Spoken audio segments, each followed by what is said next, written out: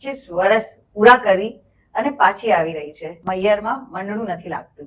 એમના director, writer, producer Jaswantbhai Gangani. તો Hitenbhai post મૂકી કે ભાઈ અમે જલ્દી મૈયર આપની સમક્ષ લઈને આવીએ તો આપના રિવ્યુ શું અમને જણાવો.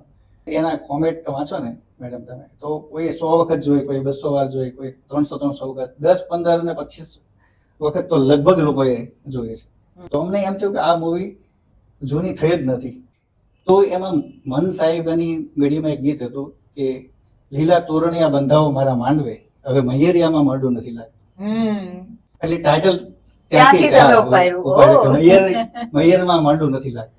એટલે પહેલી વખત સોડિયામાં જોઈ મને એમ થયું કે રતનનું કેરેક્ટર આ કરી શકે. તો મેં બોડી લેંગ્વેજ જોઈને અને ઓડિશન લીધા કોડેક નેગેટિવ ઉપર મોટા કેમેરા. હા, એ ટાઈમ પર કોડેક જ ચાલતું હતું. હા, કોડેક નેગેટિવ ઉપર લઈને અને થિયેટરમાં જોયું કે કોણ કેવું લાગશે. અચ્છા. થિયેટરમાં સિનેમાસ્કોપ.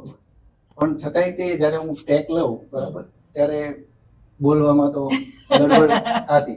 પણ એની બોડી લેંગ્વેજ કે એનું સ્માઇલ કે એની જોવાનું કે એનું જે બોડીનો એટીટ્યુડ છે બરાબર, ઓકે, એ એવો પરફેક્ટ ને કામણગારો હતો કે માસ પબ્લિકના હાર્ટ સુધી આ છોકરીનું ખાલી પ્રેઝન્ટ જ પહોંચી જશે એમ. સર તમને બેસ્ટ ઓફ લક. 25 વર્ષ પહેલા જે માહોલ જે હતો એ પાછો હવે તમે લાવી રહ્યા છો, એટલે ફિંગર્સ ક્રોસ છે. અને અમારી ઓડિયન્સ પૂરું કુટુંબ લઈને એક સાથે જઈને જોવા જજો, આખી ફેમિલી બેસીને જોજો, બહુ જ મજા આવશે. આ મ્યુઝિક તો તમારા હૃદયમાં વસે જ છે અને હજુ બી તમે બધા આ ગીતો સાંભળો જ છો. 5 સપ્ટેમ્બર સાંભળી લીધું ને? 5 સપ્ટેમ્બરે